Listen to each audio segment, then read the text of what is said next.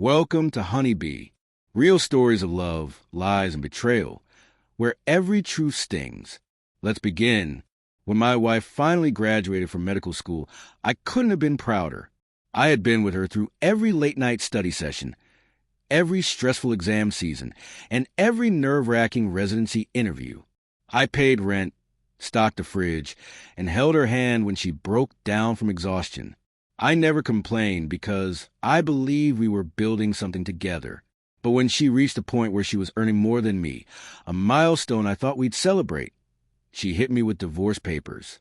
I signed them quietly. 10 years later, she came back, and I gave her a taste of her own medicine. My name is Jerry. In my early 20s, while most of my friends were still figuring out their paths or working entry-level office jobs, I was already running a small computer hardware shop. It was nothing fancy, just a few shelves of components and a constant hustle to keep up with demand. Business was unpredictable.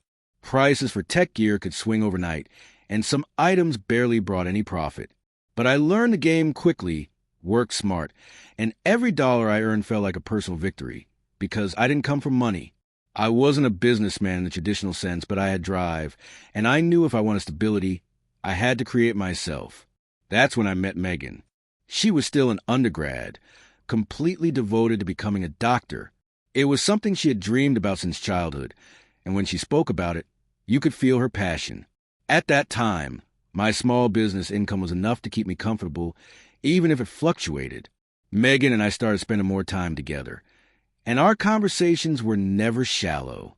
She'd talk for hours about school, about medicine, about her ambitions, and I admired her focus. It was inspiring to watch someone chase a dream so fiercely. I felt like she was someone worth believing in. As we got closer, I became more involved in her world. I saw the weight she carried, not just academically but financially too. Sure, she had access to student loans, but I knew how those debts could crush someone long-term. So I stepped up. I told her I'd help as much as I could. I started covering whatever I could afford because I wanted to take that burden off her shoulders. I told myself if I invested in her dream now, we'd build our future together later. At the time, it felt like the smartest, safest bet I could make. I was all in, and so was she. I was there for every late-night pep talk, every surprise dinner when she was too stressed to cook, every overdue bill I quietly paid so she wouldn't have to worry. I was her rock, the one person she never had to question, and I took pride in that. I honestly believed that was what love was supposed to look like. But back then, I didn't realize that sometimes the more you give, the more some people just keep taking. When Megan got her med school acceptance letter, it felt like the world stood still. It was like she just hit the jackpot. And in a way, she had. But to me, it wasn't just her victory, it was ours. All the late nights, the emotional support, the sacrifices, it finally felt worth it. We were so proud, so hopeful, that we decided to get married soon after. It was a quiet, simple wedding, just close friends and family. No fancy venue, no big production, just a day we believe marked the beginning of forever. But the moment med school started, everything shifted. I knew it would be intense, but living through it was something else entirely. Her days were crammed with lectures, rotations, and endless study groups. She'd leave before sunrise and often come home after I'd already gone to bed. Some nights, she wouldn't come home at all, crashing at a friend's place to save time. The little time we had together felt hollow. She was physically there, but mentally checked out, always exhausted, emotionally distant, too drained to even talk. I told myself it was just temporary, that once this phase was over, she'd bounce back. Meanwhile, expenses were piling up: tuition, books, scrubs, exam fees. Everything was more expensive than we thought.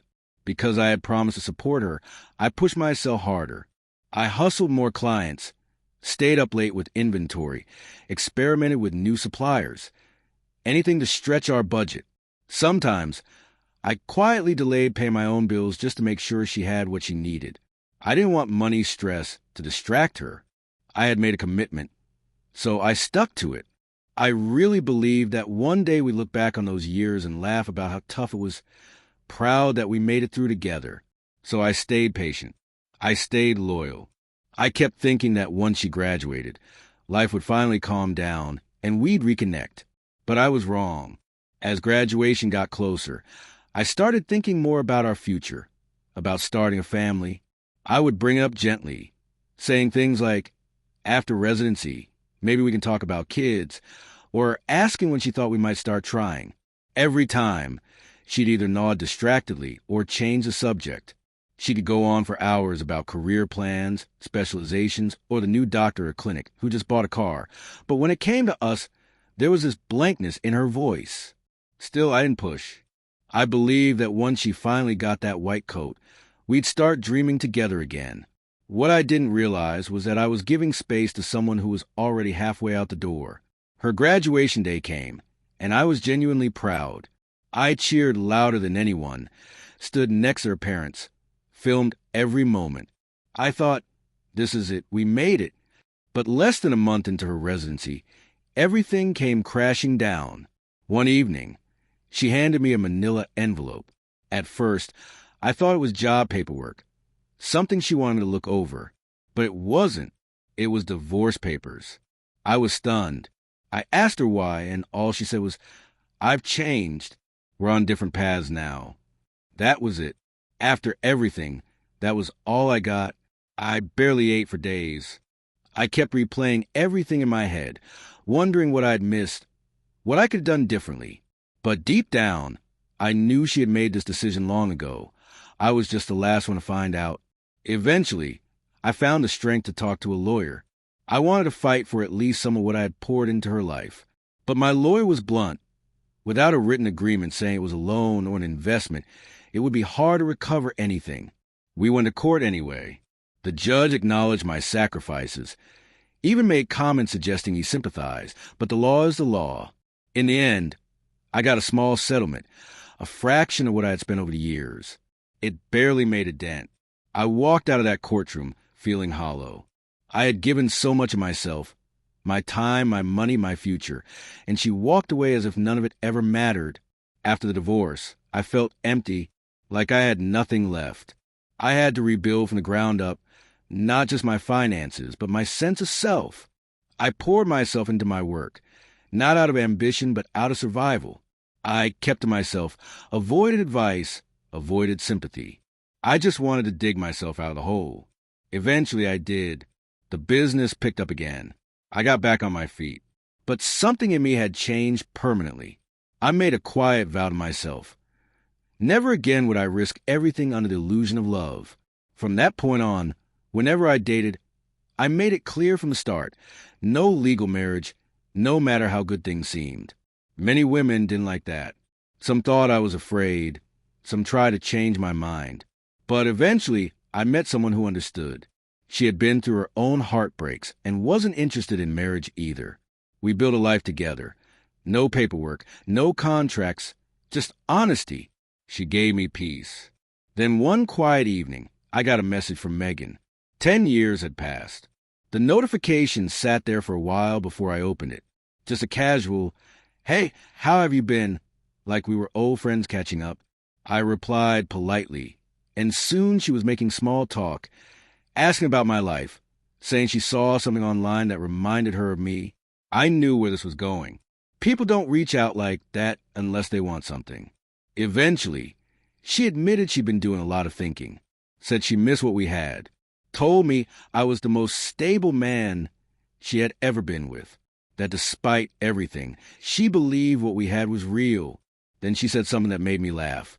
"I always thought you never remarried because deep down you were waiting for me." That told me everything I needed to know. Even after all these years, she still saw herself as the center of my world. She thought I'd been frozen in time, waiting for her. She never considered that I might have healed, grown, and built a better life without her. I replied simply, "You assumed wrong." Later, I learned what had happened to her after our divorce. She had spent years dating wealthy, flashy men who spent money freely but never committed. Eventually, she married again, this time to someone who made far less than she did. He cheated on her constantly, mostly with younger women. And when the marriage ended, she ended up paying him alimony. The same woman who once told me we were on different paths Ended up financially supporting a man who betrayed her over and over. I didn't feel sorry for her. It just confirmed what I already knew. Life has a way of serving justice without anyone's help. I didn't block her right away. I let her talk, let her apologize. I didn't make it easy, but I let her try. It was obvious she had a fear of being alone, a fear that she'd thrown away the one man who truly showed up for her. She never said it directly, but she'd drop hints like, "It's scary thinking about retirement alone. You were always a steady one." She didn't miss me.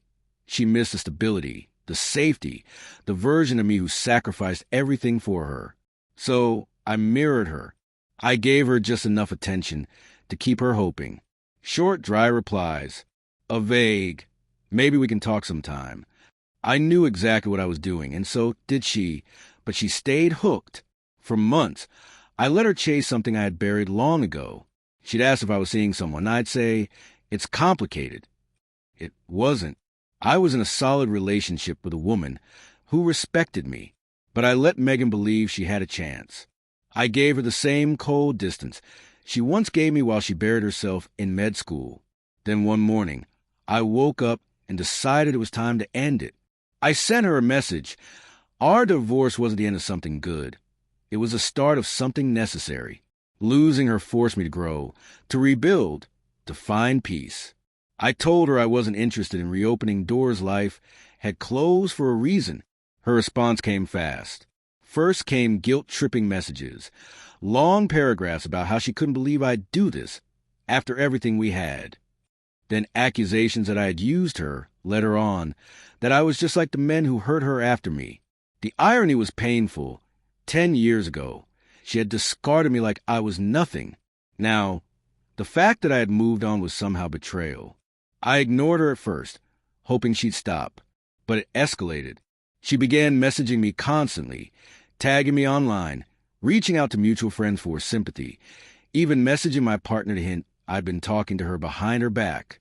That's when I knew it wasn't just nostalgia anymore. It was harassment. So I lawyered up, had a cease and desist letter sent. Then I blocked her everywhere. I didn't owe her my time, my attention, or my forgiveness. When I finally closed that chapter completely, I sat and thought about everything that had just happened. Part of me had enjoyed letting her chase ghosts, because this time she was the one left on the outside looking in. Today, I share my life with someone who respects my boundaries and doesn't make love feel like a gamble. Megan's chapter is closed, permanently,